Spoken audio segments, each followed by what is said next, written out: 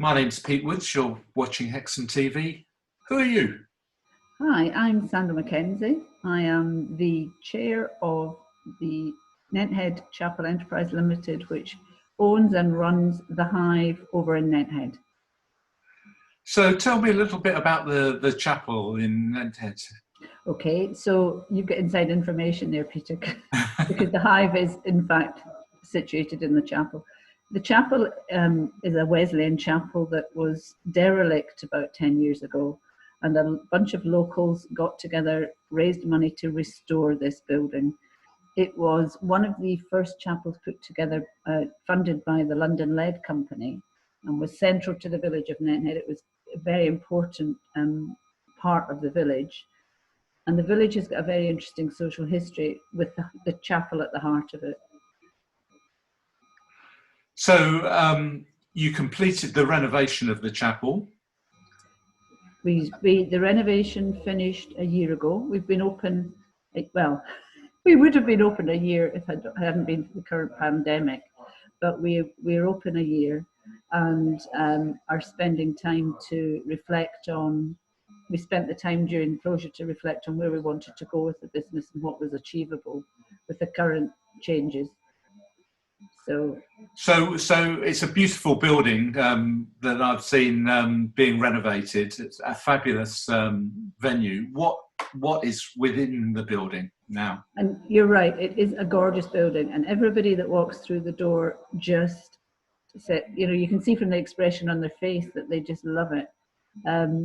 We have it still looks like a chapel, but it's got a lot of contemporary features. So space-wise, we have a large downstairs area which is now devoid of pews and has got cafe seating in it. We've still got the original altar. The organ has been restored to being functional. And then upstairs on the mezzanine, we have a gallery or workshop space, a soundproof meeting room, and an office. And the whole building is accessible. It's got an accessible lift and accessible toilets. So that's fabulous. But unfortunately, as everyone else, COVID arrived, and presumably it's put a stop to lots of what you plan to do this year. Well, yes, the main thing that's been hit is the events, because we cannot have the big events. But we started to rebuild a calendar with smaller events. We're very lucky because of the space we have. There's nowhere else around this area which has got the space we have to house. So we can house, we're going to open tomorrow with 24 covers. And the upstairs is dedicated to a new exhibition. So it's a big space. It's a huge space, so we've got the ability to do that. But as I say, we can't have the big groups. But we've got a wine tasting coming up, which is for 20 people. We can run film club, which is for 20 people. So we are beginning to build a few things. But tomorrow when we open, we will open with cafe service, takeaway service, as I say, a new art exhibition, and the retail section has been vamped up and is full of lots of local crafts. So that's Saturday the 4th of July. Yep. We will only be open at the weekends to start with. We're not quite sure. There's a break-even point, but we want to serve the community as well as we can. But we will be open Thursday through to Sunday to start with. And what sort of times will you be open? So we're open 9:30 till 4, and then there will be a takeaway service in the evening on Saturday. We're opening with an American-themed menu, and our plan is to go around the world because we reckon people aren't going to get many holidays this year. The menu will change, so the next one might be Spanish or Greek or Italian, but we're going to rotate the specials board. But there are regular things on the menu. So do people have to book if they want to come along in advance? They don't have to book, but they can book. There's an online book a table on the website. We've got a new website. We haven't touched on the rebranding yet, but we've got a new website and you can book a table direct on that, or you can just phone us up. So if you were coming a distance, it might be worth booking, but if you were passing the door and wanted to pop in, you can do. So tell me, you've hinted there at a rebranding. Right. Why the rebrand? Well, the original decision was made to call the building the Nenthead Arts and Visitor Centre with a separate name for the cafe. And our experience over the first 6 months, 8 months was that there was a bit of confusion around the name. Very few people were using it, or they were still using the old name, and it got very confusing. It was quite a long name. So we decided that while we had the chance, because we hadn't actually done the signage, that we would re-look at the naming. And so we've called it the Hive, because we see it as an active, busy place where people are coming together. And so far that's been the perception of the audiences we've tested it with, that they understand what we're trying to communicate. We've got new signs, a new logo. We were very lucky because the original branding hadn't been completed, so we hadn't lost any money or effort in that. We've had a lot of voluntary help from different agencies. So our current team that are supporting us with marketing generously donated the new website build free of charge, which is fantastic. And it's a lovely, it's a dynamic website that reflects where we are and what the building is like. And that is www.hivenenthead.co.uk. And it's a beautiful part of the country, Sandra. If people were coming to perhaps visit you and have a look around, what else is there where you are, if they were to perhaps pick up a takeaway or something like that?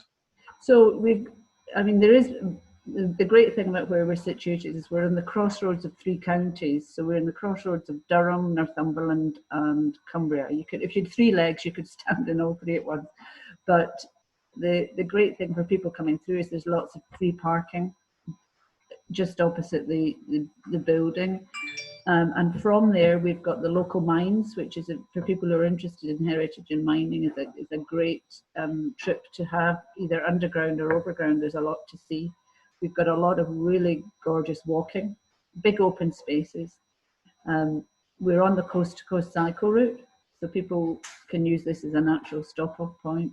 And luckily, we've got the Pennine Cycles next door where they can get their bikes repaired or serviced or whatever while they're having a meal in here. So there's lots to do and see, and we've got fantastic wildlife, flora and fauna, big dark skies. It's its space that is its saving place. The other thing we have is a model village, which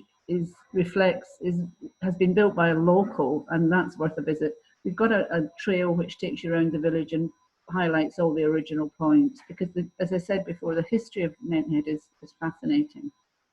It was the first model village to be set up where we had the first reading room and lending library in the country. We had the first village to be electric street lighting, which when you see how remote we are is quite incredible. Yeah. That's amazing.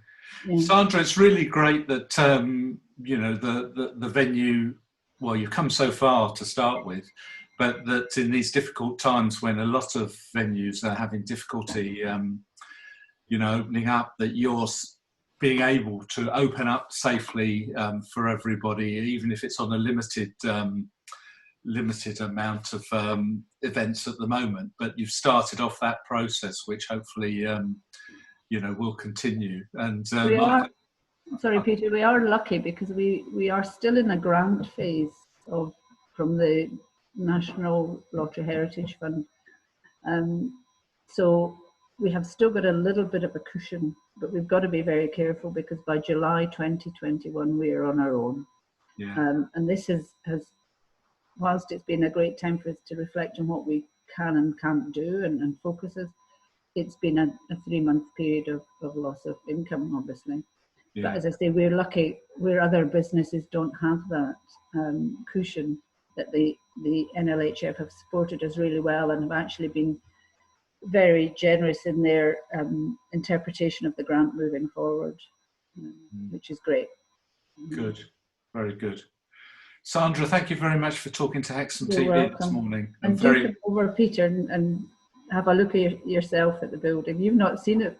I've not seen it finished. No. No, I haven't. I saw it in restoration, and it looked fantastic. But if people want to see it, really, if they go to the new website or follow us on Facebook, there will be a host of pictures, and the website's got some beautiful pictures that reflect the space. We're thinking of doing weddings, and you'll see why when you look at the space. Fabulous. Okay, right. You take care, Peter. Thank you very much. And you. Thanks a lot.